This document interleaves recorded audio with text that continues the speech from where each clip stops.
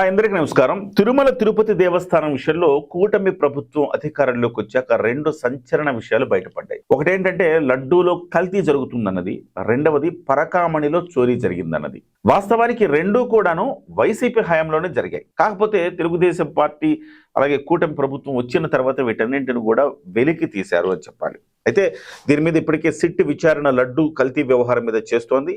ఈ సిట్ విచారణలో అనేక మంది ఈ సిట్ విచారణకు హాజరయ్యారు.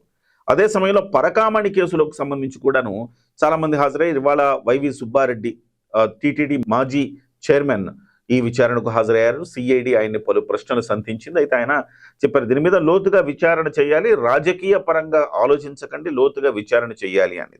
ముఖ్యంగా ధర్మారెడ్డిని విచారణ చేసిన సందర్భంలో ఆయన చెప్పిన విషయం ఏంటంటే, నాకంటే పై వాళ్ళు నాకు ఆదేశాలు ఇచ్చారు, నేను అమలు చేశాను అన్నారు. ఆయన జేఈఓగా ఉన్నప్పుడు ఇది అమలు చేశారు. జేఈఓగా ఉన్నప్పుడు అంటే ఈఓ ఆదేశాలు ఇచ్చి ఉండాలి, లేదా చైర్మన్ ఆదేశాలు ఇచ్చి ఉండాలి, లేకపోతే ఇంకా బిగ్ బాస్ ప్రభుత్వంలో ఉండే పెద్దలు ఆదేశాలు ఇచ్చి ఉండాలి. 2017 నుంచి 2020 అక్టోబర్ వరకు అనిల్ కుమార్ సింఘాల్ గారు ఈఓగా పనిచేశారు. అంటే ఆయన తర్వాత మళ్ళీ జవహర్ రెడ్డి గారు 2 ఏళ్లు బాధ్యతలు నిర్వహించారు. ఆ తర్వాత ధర్మారెడ్డి అదనపు ఈఓగా మరో 2 ఏళ్ల పాటు బాధ్యతలు నిర్వహించారు.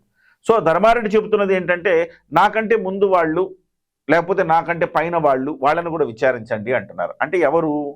సో ఇప్పుడు అనిల్ కుమార్ సింఘాల్ గారిని కానీ, ఇప్పుడు జవహర్ రెడ్డి గారిని, అలాగే భూమన కరుణాకర్ రెడ్డి గారిని, వీళ్ళందరినీ కూడా విచారించాలి. అయితే ఇక్కడ ప్రాబ్లం ఎక్కడ వస్తుందంటే, అనిల్ కుమార్ సింఘాల్ గారు ఎవరైతే ఉన్నారో ప్రస్తుతం ఈఓగా ఉన్నారు. ఆయన ఒక వ్యక్తి మీద ఆరోపణలు వస్తే ఆ వ్యక్తికి ఆ పదవి నుంచి పక్కన పెడతారు. కానీ విచిత్రం ఏంటంటే, ఇవాళ ఏ ఒత్తిడిలో మరి కేంద్ర ప్రభుత్వం నుంచి ఒత్తిళ్ళు వచ్చినాయా, బీజేపీ నుంచి ఒత్తిళ్ళు, బీజేపీ పెద్దలు ఏమైనా ఒత్తిడి చేశారో తెలియదు, కానీ మళ్ళీ అనిల్ కుమార్ సింఘాల్కే ఈఓగా పట్టం కట్టారు. ఏదేమైనా ఇటు సిఐడి కావచ్చు, అటు సిట్ కావచ్చు, విచారణ పారదర్శకంగా చేయాల్సిన అవసరం ఉంది. ఇది దేవుడికి సంబంధించిన అంశం ఇది. సో ఏ ఒక్క వ్యక్తిని కూడా వదిలే ప్రసక్తే లేకుండా ప్రతి ఒక్కళ్ళని విచారించాలి, నిజాలు నిగ్గు తేల్చాలి. ఇందులో రాజకీయం కంటే కూడా ప్రజల మనోభావాలు చాలా ఇంపార్టెంట్. కాబట్టి ఆ రకంగా ఆ దిశలో సిట్టు కూడా ముందుకెళ్తుందని మనం ఆశిద్దాం.